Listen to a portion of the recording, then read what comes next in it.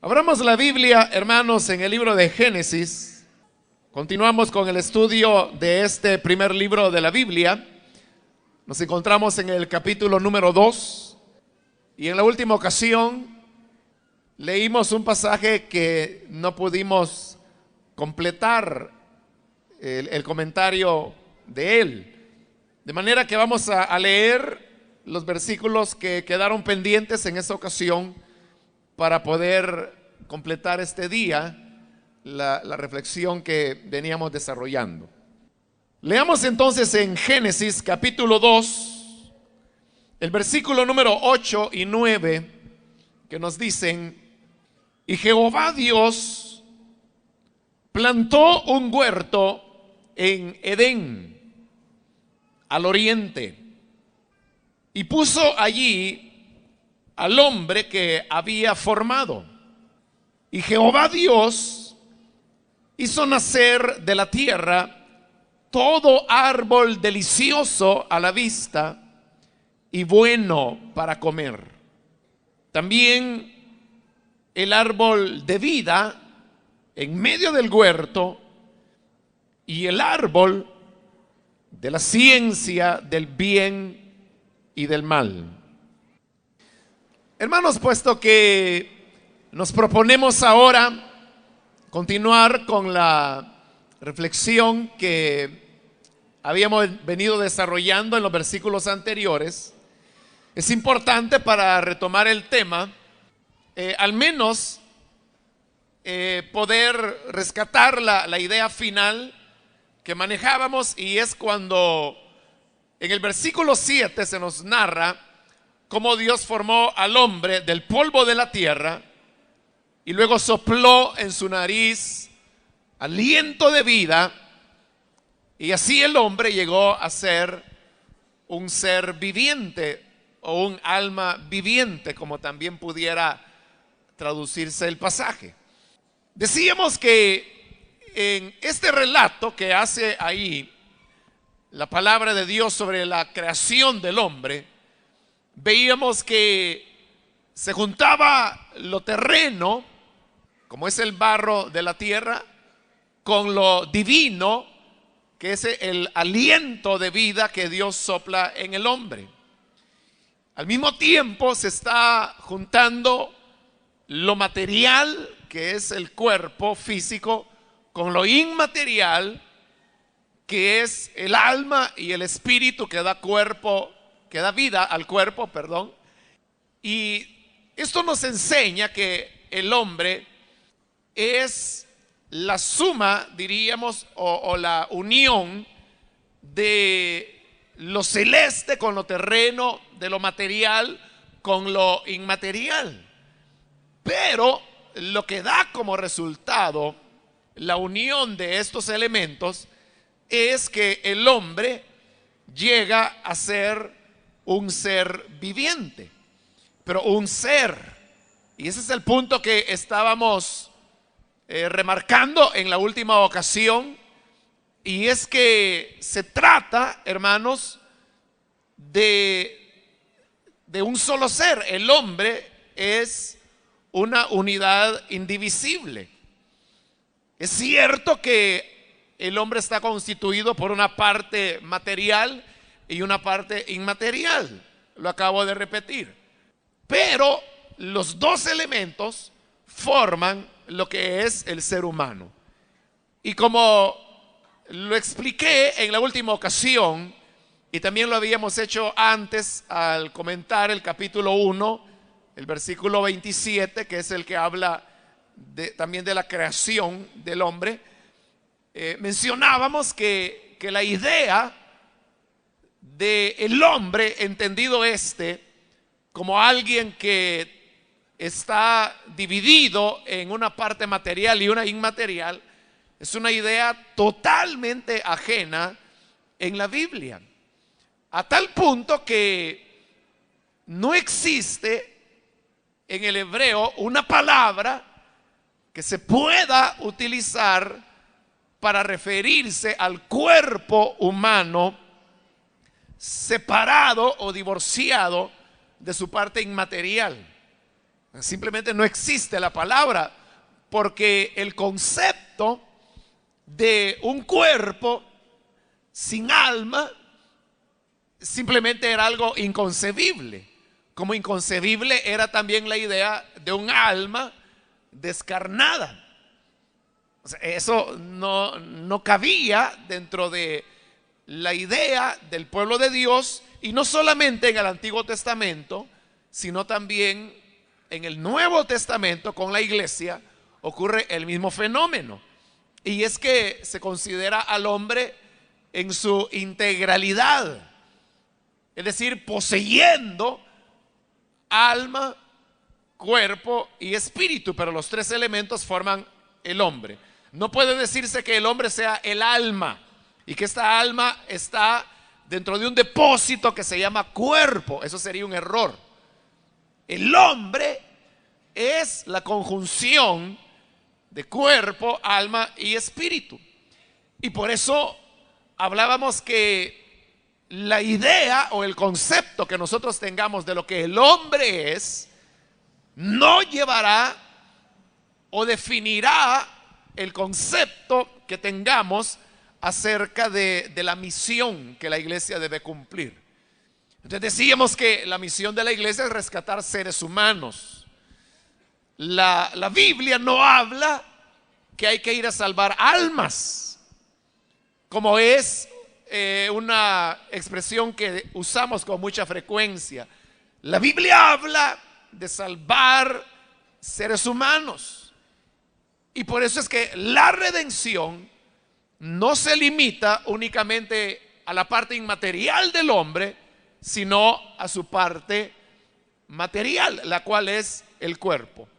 Por eso es que de la misma manera que el Señor redime el alma humana, también redime el cuerpo, al punto que Dios declara que el cuerpo del cristiano es el templo y la morada del Espíritu Santo.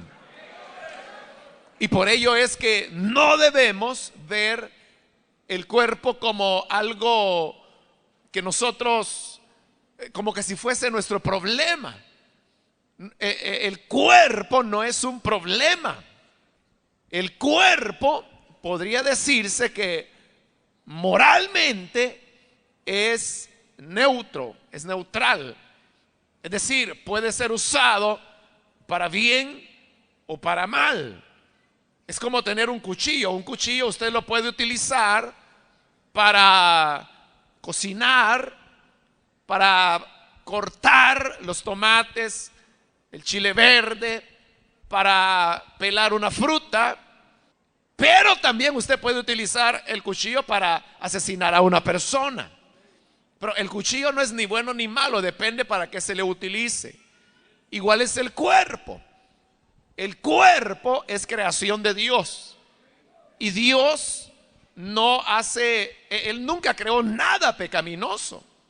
Lo que es pecaminoso en el hombre es su naturaleza, es su corazón, porque son las pasiones que viven en nosotros las que hacen, como lo dice el apóstol Pablo, que nuestros miembros, refiriéndose a nuestros cuerpos, se conviertan en instrumentos de iniquidad. Pero en el mismo versículo dice Pablo que así como en otro tiempo, refiriéndose al tiempo cuando no teníamos a Jesús, así como en ese otro tiempo, dice, dedicábamos o utilizábamos nuestros cuerpos como instrumentos de justicia, ahora dice que debemos presentar nuestros miembros los presentamos como instrumentos de pecado, hoy debemos presentarlos como instrumentos de justicia. Entonces, el cuerpo no es ni bueno ni malo, depende el uso que se le dé. Ahora, dentro de este pensamiento, que fue donde nos enfocamos en la última ocasión y donde nos tomó el tiempo también, dentro de ese contexto es que, sabiendo Dios que Él había creado al hombre, teniendo las cualidades materiales e inmateriales, se dispone a crear un entorno donde el ser humano pudiese vivir en condiciones que lo dignificaran como imagen y semejanza de Dios con la cual Él fue hecho. Y por ese motivo es que ahora hemos leído en el versículo 8 que dice que Jehová Dios plantó un huerto en Edén, al oriente, y puso allí al hombre que había formado. Aunque el planeta Tierra en general había sido creado con miras a la vida humana, y eso ya lo estudiamos en el capítulo 1, no obstante, Dios dentro del planeta, el cual todo era habitable y había sido creado para que el hombre pudiera vivir en él, aún así Dios crea un lugar todavía más especial, que dice aquí la Biblia que era un huerto, era un lugar aún más confortable. O sea, toda la tierra era confortable. De eso hablamos también en la última ocasión. Pero crea un ambiente todavía mucho más confortable. Y dice que se trataba de un huerto. Y este huerto estaba ubicado en Edén, al oriente. Fíjese que muchas personas han tomado el nombre de Edén como que si fuese el nombre para referirse al huerto. Pero no es así. Edén no era el nombre del huerto. Edén era el nombre del lugar donde estaba el huerto. De tal manera que decir el huerto del Edén, eso es incorrecto, porque el huerto no se llamaba Edén. Lo correcto es decir el huerto en Edén, porque el huerto era el que estaba en Edén. El huerto se llamaba huerto o jardín, como también se puede traducir la palabra, pero ese estaba ubicado en Edén. Ahora, dice Moisés que este lugar, Edén, estaba al oriente. Pero entonces uno podría preguntarse, ¿al oriente de qué? ¿O al oriente de dónde? Aquí debemos recordar que el autor del libro de Génesis fue Moisés. Y Moisés seguramente escribió estos libros quizás durante la peregrinación en el desierto. Pero Moisés tenía presente algo, y era que el pueblo de Israel llegaría a heredar la tierra que Dios les había dado. Esa es la tierra que actualmente conocemos como el Estado de Israel, y que parte de esa tierra también pertenece a lo que en los últimos años se ha reconocido como el Estado palestino. Pero la ubicación pues es la tierra histórica, digamos, donde Israel estuvo desde el momento en que Josué les hizo heredar esa tierra. Moisés sabía que este libro iba a quedar para la posteridad, y siendo que la promesa era que Israel habitaría en esta tierra en esa época llamada de Canaán, entonces él hizo su relato situando a sus futuros lectores en la tierra de promisión. Lo cual significa que cuando él dice ahí que Edén estaba al oriente, significa que era al oriente de la tierra de Israel. Ese es el sentido de la palabra. Pero más adelante, en la próxima ocasión, hermanos, vamos a hablar dónde era que estaba ubicado este lugar llamado Edén. Pero antes de entrar, porque ese es, como le digo, algo para la próxima ocasión, pero hay aquí algo que podemos comprender, y es que cuando Moisés dice que Dios plantó este huerto, Pero este huerto estaba en un lugar específico que se llamaba Edén, y que Edén estaba ubicado al oriente de la tierra prometida. Entonces, esos elementos nos están diciendo que Edén fue un lugar real. El huerto en Edén no es una invención de los hombres, no es algo simbólico como algunos piensan, sino que era un lugar real que podía ser ubicado geográficamente, de tal manera que Moisés dice, estaba en Edén, al oriente de la tierra prometida al pueblo de Israel. Entonces, si se la podía ubicar geográficamente, es porque se trataba de un lugar real. Entonces, el Edén no es una metáfora. El Edén no es una leyenda. El Edén no es una figura para un relato de tipo épico o algo así, sino que Edén era un lugar concreto, específico. Y como le digo, la próxima semana, si el Señor no ha venido y aún tenemos vida, vamos a hablar más geográficamente, más específicamente, dónde está ubicado el Edén. Baste por ahora decir que se trató de un lugar real que en verdad existió. Ahora, la palabra Edén lo que significa es deleite, pero también se puede traducir como placer. Obviamente que el lugar recibió el nombre de Edén porque hacía referencia a las condiciones que Dios había creado en este huerto. Y estas condiciones eran resumidas en el sentido de lo que la palabra Edén implica, que es deleite o placer. Es decir, que era un jardín donde había deleite para el hombre, donde había placer para el ser humano. Y habiendo creado este huerto, dice la parte final del versículo 8, que Dios puso allí al hombre que había formado. Ahora, en el versículo 9 tenemos una descripción breve, pero que nos da una idea de cómo era este huerto o jardín donde Dios colocó al hombre. Dice el versículo 9, y Jehová Dios hizo nacer de la tierra todo árbol delicioso a la vista y bueno para comer.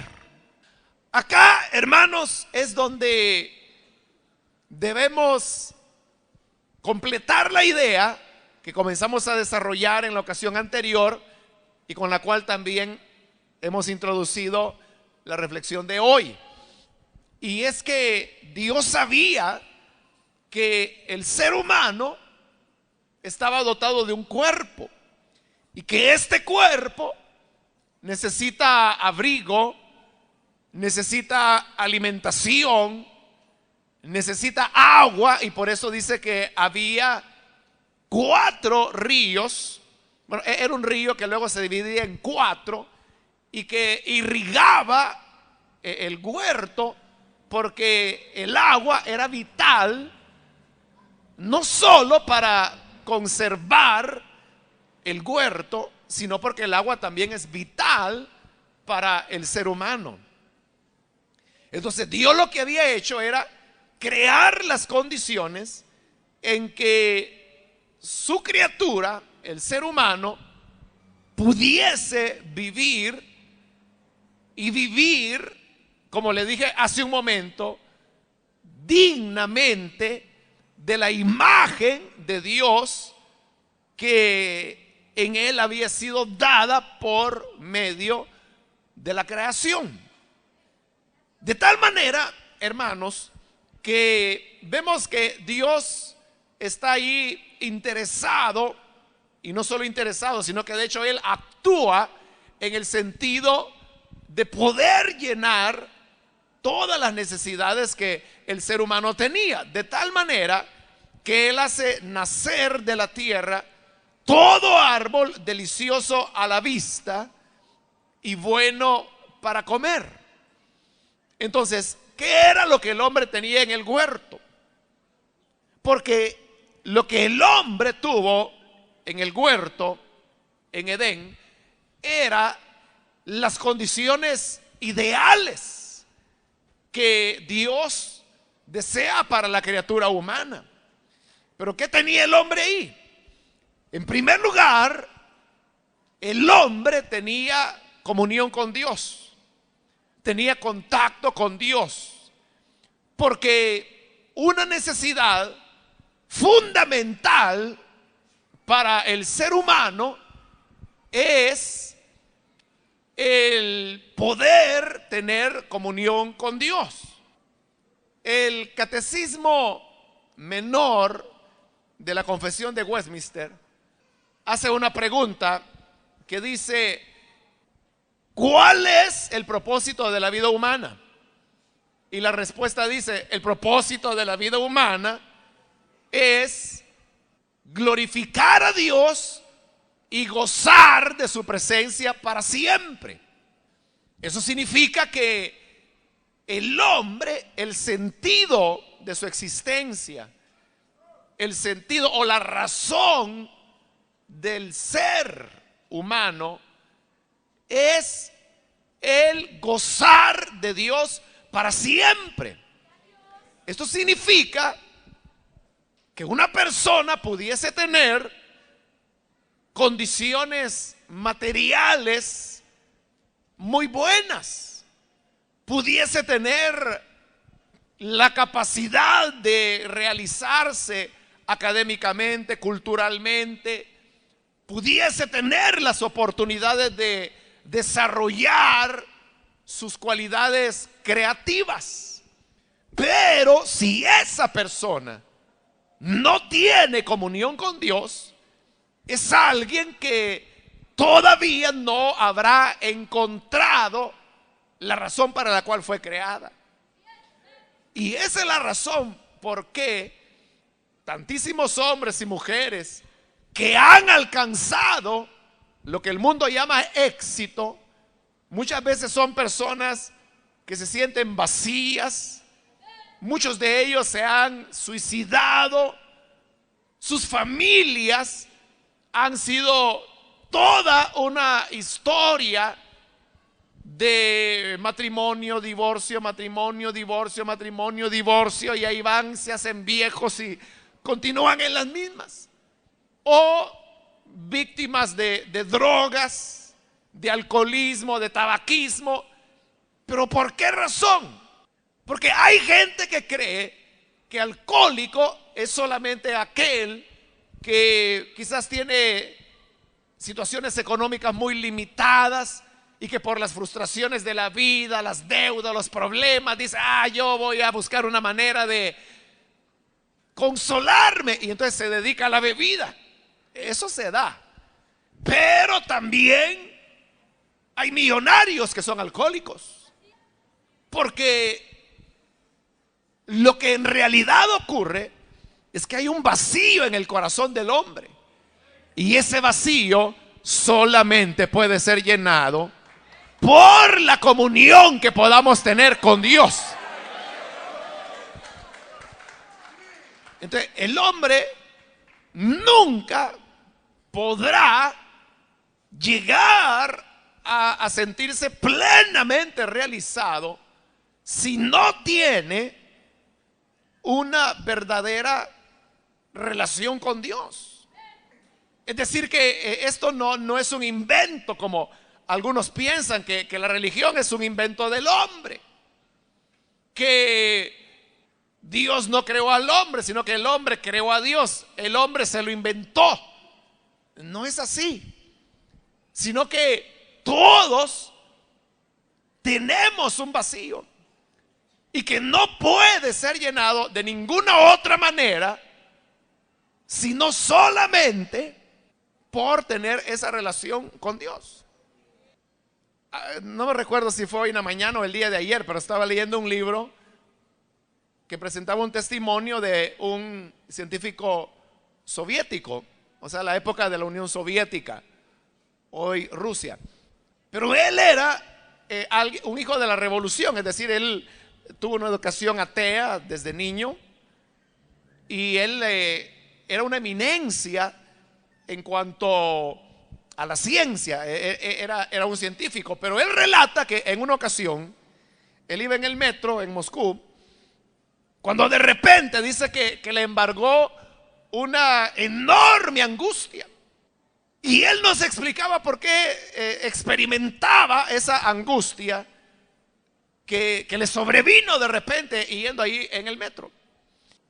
Pero de repente dice que en medio de su angustia, en su mente, dice, se le apareció una frase, y la frase era: el hombre no puede vivir sin Dios. Y cuando esa frase se le apareció, dice que él encontró en esa frase como un descanso a esa situación de angustia que él vivía. De manera que él volvió a repetirle en su mente: el hombre no puede vivir sin Dios. Y le repitió una y otra vez hasta que una gran paz llegó a su corazón. Y luego él dice que cuando él llegó a la estación del metro donde se iba a bajar, al salir, dice: yo me había encontrado con Dios. Dios me había iluminado. Ahora, lo interesante de este caso es que nadie le habló del evangelio. Nadie lo evangelizó. Y le digo, él había, desde niño, le habían enseñado una educación atea. Y si había tenido conocimiento de la religión, era solamente en el sentido que la religión era un producto de la imaginación humana. Pero lo interesante es que por sí mismo él llegó a comprender que no podía vivir sin Dios.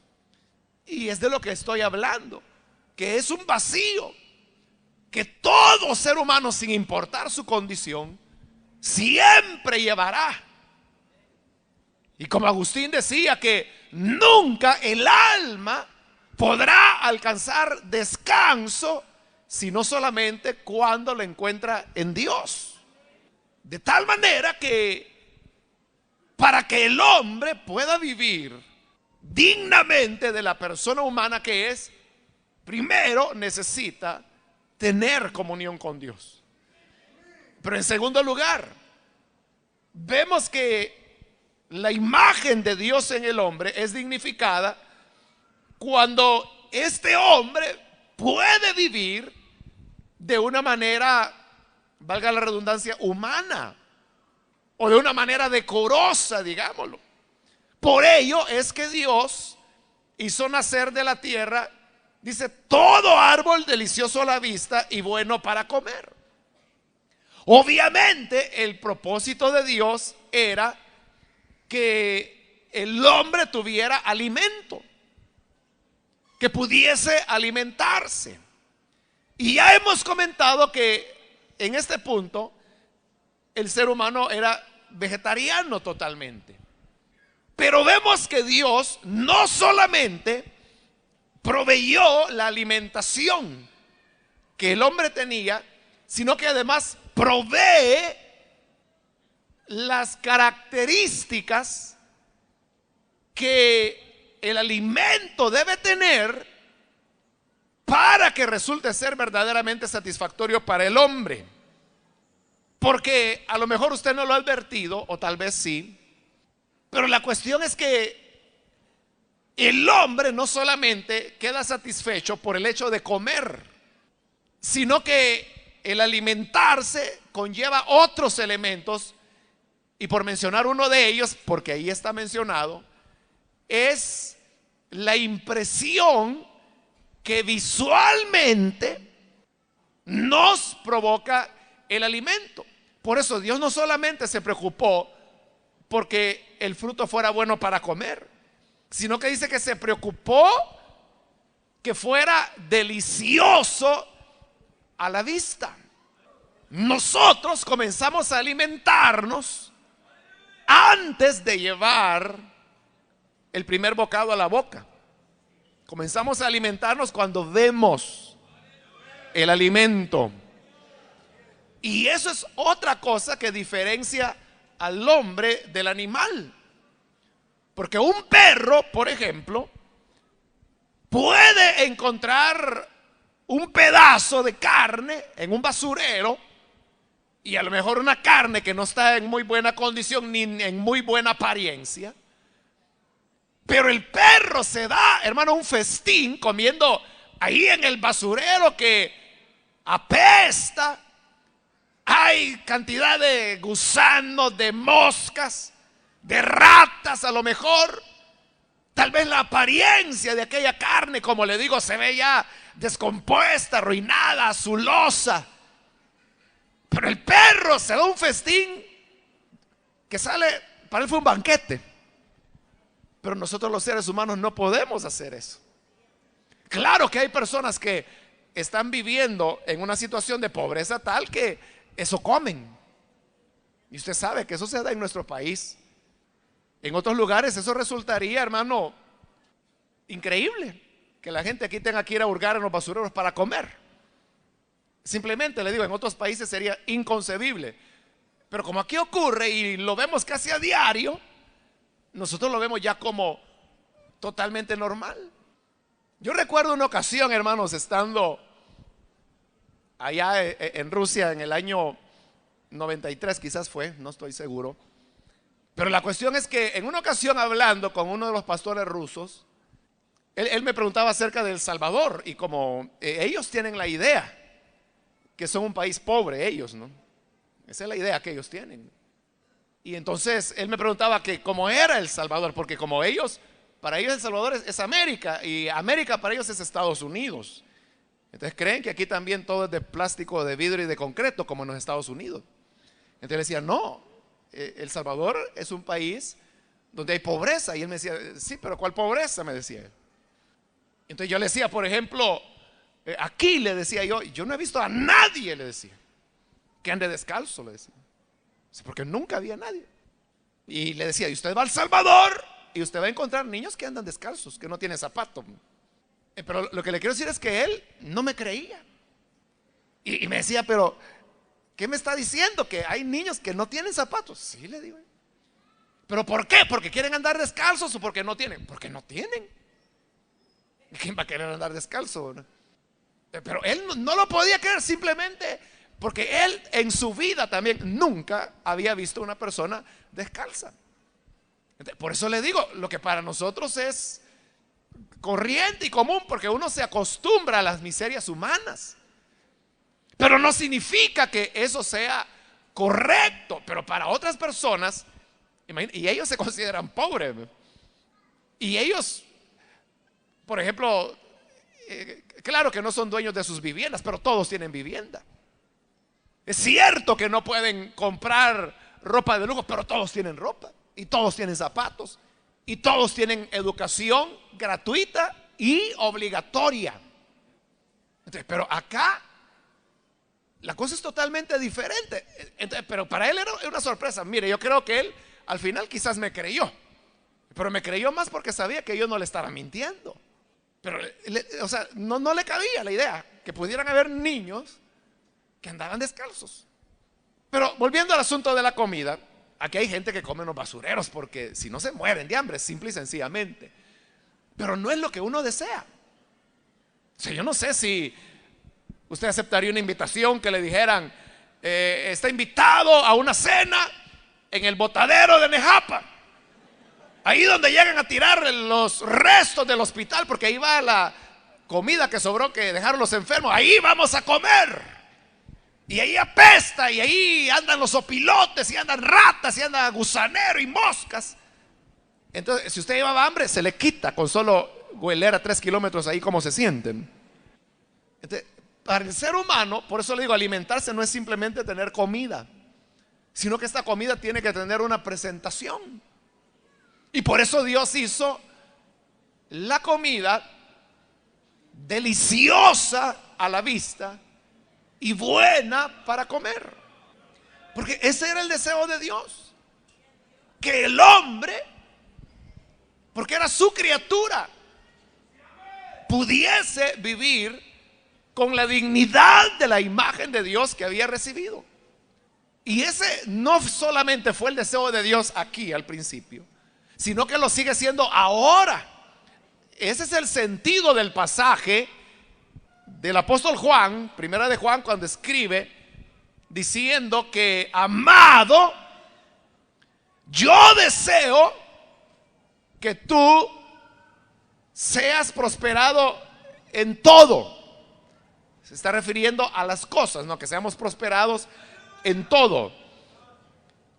Que tengas salud, así como prospera tu alma. Está hablando de lo que algunos han llamado la triple bendición, porque habla, es tercera de Juan. Ya sospechaba que estaba equivocado, no es primera, sino que es en la tercera de Juan. Pero dice, deseo que seas prosperado en todas las cosas. Ese es el deseo de Dios. Que tengas salud, salud física, así como prospera tu alma. Ahí está la prosperidad espiritual. Ese es el deseo de Dios. Y cuando Juan dice eso, y ahí estamos hablando ya del Nuevo Testamento, significa que en este evangelio de la redención, como lo he dicho antes, Dios no solamente está interesado en redimir las almas, como que si fueran desnudas y como que si fuera lo único que vale del hombre, sino que Dios quiere que el hombre tenga salud, porque redime su cuerpo también. Pero también le dice, y quiero que seas prosperado en todas las cosas, porque la voluntad de Dios no es que el hombre viva miserablemente, sino que viva como en el huerto del Edén, que viva en deleite, que viva en placer, que es lo que significa en la palabra Edén. Ahora, ¿por qué no ocurre así? O sea, usted se preguntará, bueno, si ese es el deseo de Dios, ¿por qué es que ya tengo 8 meses de no hallar trabajo? Y yo le digo, si usted tiene 8 meses de no hallar trabajo, bienaventurado, porque hay otros que tienen 3 años y no lo encuentran. Pero ¿por qué no? Obviamente la respuesta es por el pecado. Cuando el pecado se introdujo, entonces toda la voluntad de Dios para con el hombre fue destruida. Por eso es que Jesús dijo, el diablo solo ha venido a matar, a robar y a destruir. Pero dijo el Señor, mas yo he venido para que tengan vida y vida eterna. La vida que Cristo nos ofrece es una vida plena, no vida solamente, sino una vida en su plenitud. Y por ello es que Jesús vino para inaugurar su reino. Y es un reino que va creciendo, va desarrollándose, hasta que llegará un día en que el reino de Dios será establecido de manera plena sobre la tierra, y así toda la tierra será llena del conocimiento de Dios como las aguas cubren la mar. Entonces dice el Señor, ya no tendréis más el oprobio del hambre, porque el deseo redentor de Dios entonces estará cumplido. No obstante, en el momento en que actualmente vivimos, por causa del pecado, las condiciones son, hermanos, cada vez más difíciles. Y cada vez, fíjese, esto es algo que está demostrado, que cada vez en el mundo hay más pobres. Esa es una tendencia desde hace años, desde hace décadas más bien, que viene de la década de los 60. que cada vez, estoy hablando del mundo, no de nuestro país, pero como nuestro país está dentro del mundo, pues también se va en la colada, ¿no? Pero cada vez hay más pobres en el mundo. Cada vez es mayor la cantidad de personas que viven en pobreza. Ahora, hay muchas definiciones de pobreza. Algunos, por ejemplo, dicen pobre es la persona que no tiene el ingreso suficiente como para poder adquirir la canasta básica. Pero entonces esa pregunta traslada a otra pregunta: ¿cuál es la canasta básica? Y ahí es donde vienen ya las diferencias. Porque un gobierno puede decir, bueno, la canasta básica es esta, y la reducen. Por lo tanto, en nuestro país ahora hay menos pobres. Pero la oposición podría decir, no, la canasta básica debe incluir estos y estos y estos elementos. Entonces, el número de pobres resulta que se ha incrementado y no reducido. Entonces, aún eso, hermanos, definir qué es pobreza es algo en lo cual todavía no hay un acuerdo. Hay ciertos parámetros, como por ejemplo el Banco Mundial ha sido muy pragmático en eso y lo ha definido así: pobre es toda persona que gana menos de $2 diarios. Si alguien gana menos de $2 diarios, es pobre. Y si alguien gana menos de $1 diario, esa es ya extrema pobreza. Ese es el parámetro que el Banco Mundial ha dado. Pero también esa definición tiene sus bemoles, porque por ejemplo, no es lo mismo ganar $2 en un país que en otro. Es relativo. Entonces, hay ese problema. Pero sobre esta base de la definición que da el Banco Mundial, el hecho es que actualmente en el mundo hay más de 3,000 millones de personas que viven en pobreza. Y de ellos, más de 1,300 millones viven en extrema pobreza. Es decir que las desigualdades en el mundo cada vez son mayores, y nunca en la historia de la humanidad había habido tantos pobres sobre la tierra como los hay ahora. Y la tendencia es aumentar. Cada vez habrán más y más y más y más pobres. Bueno, entonces ahí es donde, ¿qué se hace para resolver el problema? Y ahí es donde vienen ya las recetas económicas. Dicen, hay que hacer de esta manera, hay que hacer esto otro, hay que reducir las importaciones y fomentar el consumo de los productos nacionales. Pero el hecho es que las recetas no han funcionado y continúa el problema de la pobreza. Y eso confirma las palabras del Señor, quien dijo: a los pobres siempre los tendréis con vosotros. Pero lo que no dijo es que cada vez iban a ser más, ¿no? Pero es la realidad. Ahora, claro, eso está fuera de la voluntad de Dios. Eso no es la voluntad de Dios. Entonces, aquí es donde viene lo que yo le decía: lo que nosotros, el concepto que tengamos del hombre es lo que va a definir nuestra misión.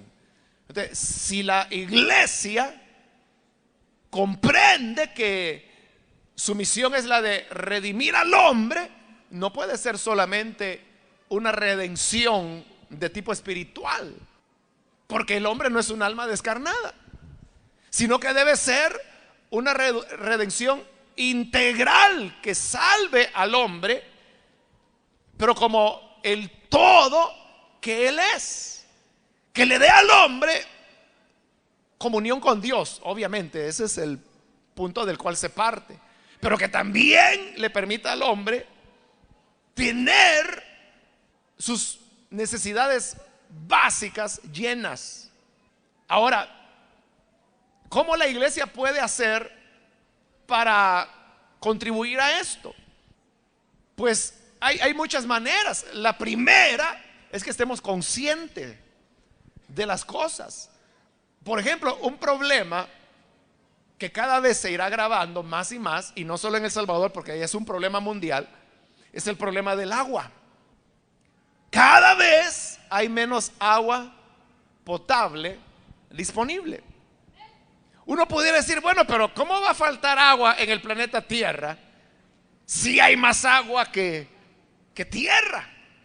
Usted sabe, la mayor parte de la superficie terrestre es agua y no tierra. Por eso he dicho yo otras veces, este se debería llamar el planeta mar y no el planeta Tierra, porque es más mar que tierra. Pero ¿qué sucede? Que el agua salada no es potable. Y el 90% del agua del planeta es salada, es agua marina. Ahora, ¿el agua marina se puede convertir en agua potable? Sí, pero es algo tan costoso que no hay ni un país en el mundo que esté haciendo eso, que esté potabilizando agua de mar. Nadie lo hace porque es demasiado costoso. Ahora, el otro 10% del agua del planeta, que es el agua que sí se puede beber, el 99% de esa agua potable está en el polo norte y en el polo sur, en forma de hielo. Y por lo tanto no se puede beber tampoco. Eso nos deja solo un 1% del agua potable disponible. Y esa es la que ha estado constante desde que Dios creó el planeta hace más de 10,000 años. Es decir que la cantidad de agua potable de la que disponemos es limitada. El problema es que el hombre no se está limitando, sino que cada vez somos más sobre el planeta Tierra. Y por ello se ha dicho que las guerras del futuro serán guerras por el agua, no como ha sido en el pasado, que eran guerras por la tierra. Las guerras futuras serán por el agua. Y de hecho, hay países entre los cuales hay ya ciertos conflictos. Por ponerle uno que está muy cerca: México y Estados Unidos. Los Estados Unidos se quejan que los mexicanos están utilizando demasiada agua del río Bravo, que entra a territorio norteamericano, a territorio estadounidense. Entonces, los mexicanos lo están utilizando para regar tierra, para potabilizarla, para beberla, pero esa es agua que ya no llega al territorio norteamericano. Y entonces ellos dicen, nos están quitando el agua. Pero hay otro río que nace en los Estados Unidos y que entra a territorio norteamericano, que es el río Colorado. Entonces hay un acuerdo entre los Estados Unidos y México, en que los Estados Unidos permiten que llegue a territorio mexicano cierta cantidad de agua del río Colorado, en tanto que México al mismo tiempo se compromete a dejar que cierta cantidad establecida de agua del río Bravo entre al territorio estadounidense. Pero desde el año de 1992, estamos hablando ya de 13 años, los norteamericanos se quejan que los mexicanos no están permitiendo que pase la cantidad de agua acordada y que tienen una deuda desde hace 13 años, en tanto que los mexicanos niegan y dicen que sí han cumplido. Ahora, ¿quién tiene la razón? ¿Quién no la tiene? Pues no somos nosotros quien la vamos a dirimir acá, ¿no? Pero note que ahí hay ya un conflicto de intereses entre dos países, y le estoy poniendo un ejemplo muy cercano y de países que no tienen un problema dramático del agua, como sucede, por ejemplo, en el Oriente Medio, donde la posesión del agua es la posesión de la vida. Entonces, ¿pero por qué hace falta el agua? Primero, hermanos, porque la población humana continúa multiplicándose y multiplicándose y multiplicándose. Entonces todavía, hermano, hay familias que tienen 5, 7, 12 hijos. Y dicen, como mi abuelito tuvo 14, yo voy a tener 12. Y le van poniendo ahí los nombres de los hijos de Jacob, formando sus propias tribus también, viviendo en la situación en que vivimos. Entonces, claro, la deforestación, la degradación del medio ambiente, la contaminación. Porque usted sabe que ahora el agua de San Salvador viene del río Lempa. Pero el problema del río Lempa es que está contaminado. Entonces, el problema del agua cada vez se complicará más en nuestro país, como también se está complicando en todo el mundo. Entonces, ¿Hasta dónde vamos a llegar? Pues hasta que en su misericordia Dios envía a su Hijo para establecer su reino en la tierra. Pero mientras eso ocurre, la iglesia debe tomar acción en el sentido de contribuir por lo menos a crear conciencia del problema en el cual nos encontramos y que nos afectará a todos. Así que, hermano, la falta de agua desespera, y usted sabe cómo ha habido gente que ha salido a tapar calles, a protestar, porque no tienen agua. Y aunque se dice se hará este nuevo proyecto y se hará esto otro, y el problema no se soluciona, y venden casas, dice agua en abundancia. Y mientras las casas están en venta, hermano, el agua ahí cae, pero de lo lindo. Me vendieron todas las casas, plum, se acabó el agua. Y esa es una historia que usted la ha vivido. Y por eso es que cuando uno llega a un lugar, lo primero que pregunta es: ¿y aquí a qué hora se va el agua? Y hay gente que dice: no, aquí es a qué horas la echan, porque nunca hay. Entonces, pero digo, se trata de que todos, hermanos, tengamos una conciencia de lo que significa.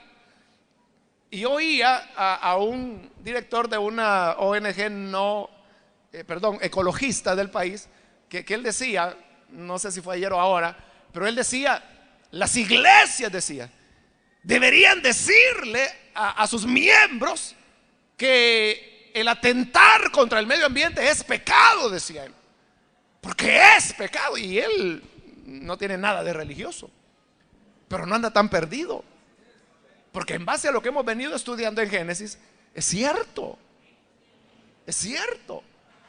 que es una falta contra Dios lo que nosotros hagamos contra la naturaleza, porque lo que hacemos contra la naturaleza se revierte contra el ser humano, y el ser humano es creado a imagen y semejanza de Dios. Bueno, pero además dice el versículo 9 que también en el huerto estaba el árbol de vida, y estaba en medio del huerto. El árbol de vida es el que le permitiría a Adán, a Eva y a su posteridad vivir eternamente. Por eso se llama el árbol de vida. Y es el mismo árbol que aparece en el libro de Apocalipsis, que se menciona estará en la Nueva Jerusalén. El árbol de vida dice que produce 12 frutos, un fruto por mes. Sus hojas son para sanidad de las naciones, y el que coma del árbol de vida vivirá para siempre. Entonces, la idea de la muerte tampoco es la voluntad de Dios para el ser humano. Y por eso es que la iglesia siempre estará a favor de la vida. Y finalizo cuando dice que además también estaba el árbol de la ciencia del bien y del mal. Es decir, el árbol del conocimiento del bien y del mal. Fíjese, no era que el comer del fruto del árbol de la ciencia del bien y del mal, por el hecho de comerlo, trajese el conocimiento del mal. No, el fruto podía ser cualquier cosa, pero lo que producía el conocimiento del mal era la desobediencia, que en este momento aquí todavía Dios no lo menciona, lo va a mencionar más adelante, cuando le dice: podrás comer de todo excepto del árbol de la ciencia del bien y del mal. Entonces, lo que producía el conocimiento del mal era la desobediencia. Y cada vez que el ser humano desobedece, hace el mal y conoce el mal como resultado de su experiencia de desobediencia. Así que esas eran las condiciones en Edén. Y repito, la voluntad de Dios para el ser humano es que seamos prosperados en todas las cosas, que tengamos salud en la misma medida que prospera nuestra alma. Entonces Dios, su evangelio es una redención en todos los aspectos, no solamente en los aspectos espirituales, sino que en todas las áreas.